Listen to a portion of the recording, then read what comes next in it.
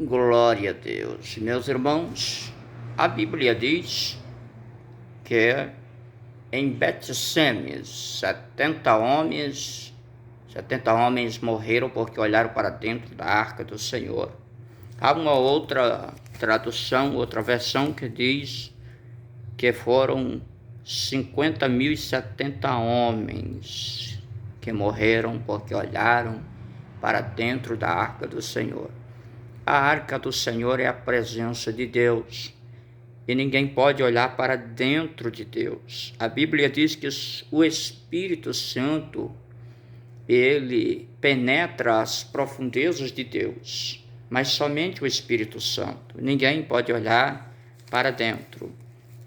No capítulo 7 aqui de 1 Samuel, em Quiriate-Jearim, os homens consagraram ali Eleazar para guardar a arca do Senhor, ou seja, quer ter a presença de Deus, tem que consagrar alguém.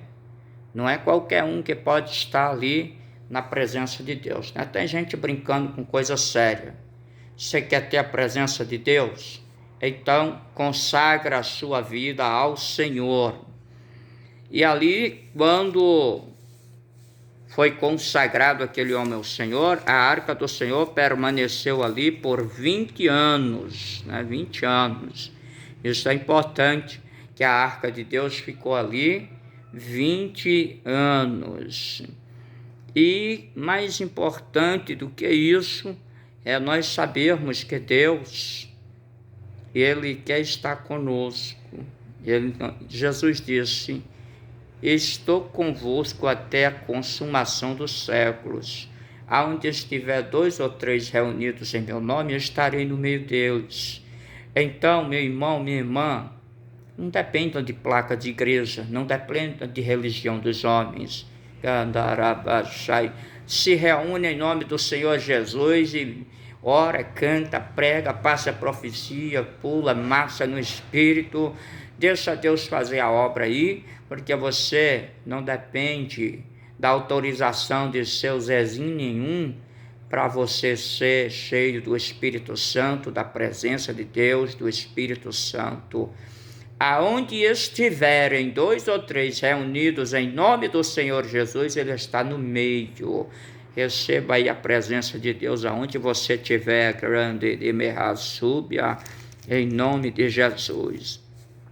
A palavra do Senhor mostra aqui que foi então Samuel falando à casa de Israel, né, para tirarem os deuses estranhos, Astarote, né? Em grego é o mesmo deus Astarte. Em outras línguas também aqui em Babilônia é Estar, né? Então devemos no hebraico Astorete. Então essas línguas falam de um Deus estranho, né? Tem até um sapato chamado Star, né? É uma marca aí. Tem que ficar esperto para saber que às vezes é consagrado aos demônios. Que coisa, hein? Isso é muito sério. E a palavra do Senhor diz que eles derramaram água perante o Senhor. Isso significava um jejum absoluto ali. Eles fizeram uma consagração e jejuaram a Deus, né? Porque haviam pecado contra o Senhor, né? Bendito seja o nome do Senhor. Eles fizeram ali um concerto, o seu concerto, jejuaram ao Senhor, né? E nós vamos ver aqui que Deus deu mais um livramento a eles ali, chamando ali Samuel à frente deles para fazer a obra do Senhor, para conduzir o povo. E eles receberam o livramento de Deus. Receberam num lugar chamado ali de Pedra do Socorro, quer dizer Ebenezer, né? Alguns dizem que esta palavra Ebenezer significa até aqui nos ajudou o Senhor, né? Veja bem que Deus vai dando aqui vitória ao seu povo contra os filisteus. Isto é maravilhoso, saber que Deus estava à frente do seu povo ali. Agora aqui já no capítulo de número 8, vem um novo momento em que os israelitas passam a, digamos assim, a murmurar, né? Samuel já estava ficando velho. No capítulo 7, ele tinha 57 anos de idade, né? E ele ia de Betel a Gilgal, Mispá, né? Para fazer os seus oráculos. Voltava a Ramá, que era o lugar alto onde ele geralmente ficava, habitava. Mas Samuel, com 57 anos, ele fez algo que Deus não lhe autorizou. Ele colocou seus filhos como juízes à frente ali, né, daquele povo ali, para julgar o povo. Era Joel e o Vasni, né, que é Abias, né. Joel é o nome imediato, Vasni, Abias. Esses dois homens aqui, eles fizeram também muita coisa errada e as coisas foram dando tudo errado mesmo em Israel, né? Falando assim que de Berseba a Ramá era uma distância de 80 quilômetros, né? Berseba ficava 80 quilômetros ao sul de Ramá. E Samuel tinha que percorrer esse caminho aí para fazer os seus oráculos também. Os filhos de Samuel começaram no caminho da avareza, né? Batizar no hebraico. E Deus foi e rejeitou eles aqui. Eles não permaneceram porque eles caminharam de maneira errada também, né?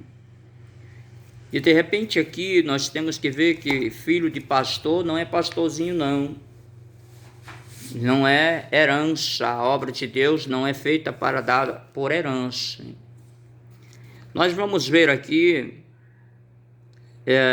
no capítulo 9 que Saul vai começar a sua luta aqui procurando umas jumentas, né?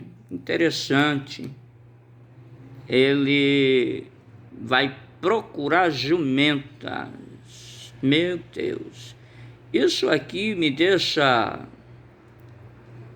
um pouco assim encabulado, porque geralmente pastor procura ovelha, né? Mas esse Saul aqui, ele procurava jumento, né? E Samuel mandou ele ir à frente, né? Dando honra a ele. Esse Saul era da tribo de Benjamim, né? Ele recebeu ali um banquete ali, comeu uma porção especial designada àqueles que eram escolhidos, que eram honrados, né? Recebeu ali o chamado imediato do Senhor. No capítulo 10, Samuel ungiu aqui Saul para ser rei sobre Israel. Porém, nós vamos ter que ele deu ali aquela honra que se dá também aos escolhidos, àqueles que têm afeição, aquele beijo que nós vemos que os discípulos sempre beijavam seus mestres, né? E quando alguém honrava o outro, também fazia isso. E aqui, Samuel honrava aqui Saul, porque sabia que Deus poderia ali então confirmar o seu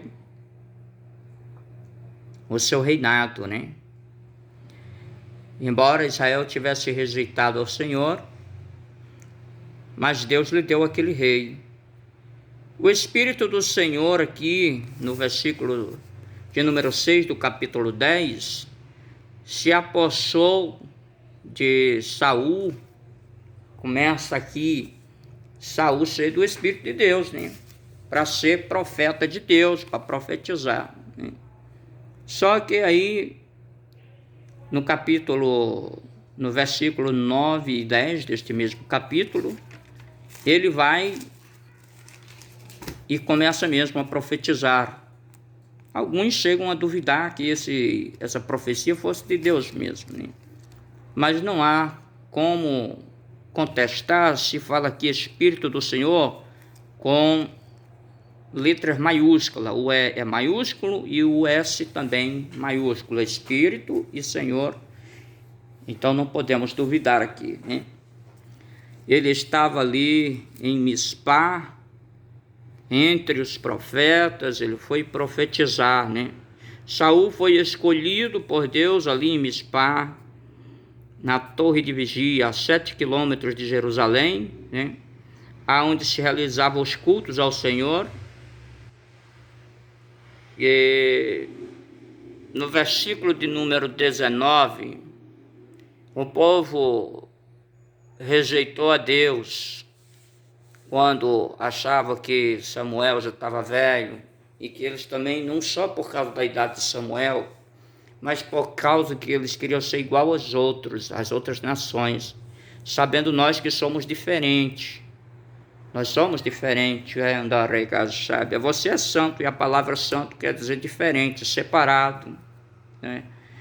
Então, Deus mostra aqui que Saul começa o seu reinado porque o povo rejeitou a Samuel e rejeitou o próprio Deus, quando ainda era teocracia, e agora eles passavam a ser monarquia. Teocracia, governo divino. Monarquia é um rei humano, um governo humano. Agora, nós vamos encerrar aqui no capítulo 10.